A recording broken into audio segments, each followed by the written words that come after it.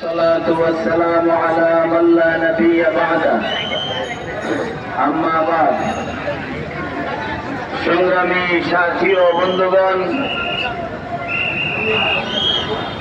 ফ্যাসিবাদ থেকে মুক্ত 1 বছর পূর্তি উপলক্ষে আজকের এই বিজয়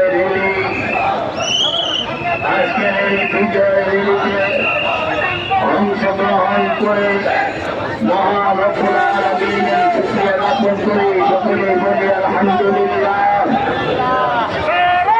গত 15-16 বছর ফ্যাসিবাদ আওয়ামী সরকার এই দেশের ইসলাম এবং আলেম ওলামাদেরকে নিশানা বানিয়ে মিথ্যা মামলা মোকদ্দমা, গুম, খুন, ক্রসফায়ার ইত্যাদির মাধ্যমে ইসলামকে দমিয়ে রাখতে চেয়েছিল।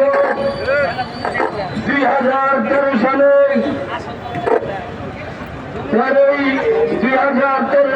5ই মে শাপলা চত্বরে গণহত্যা চালিয়ে শত শত হাজার তৌহিদি জনতাকে শহীদ করে তারা মনে করেছিল এই দেশে ইসলামের কবর রচিত হয়েছে।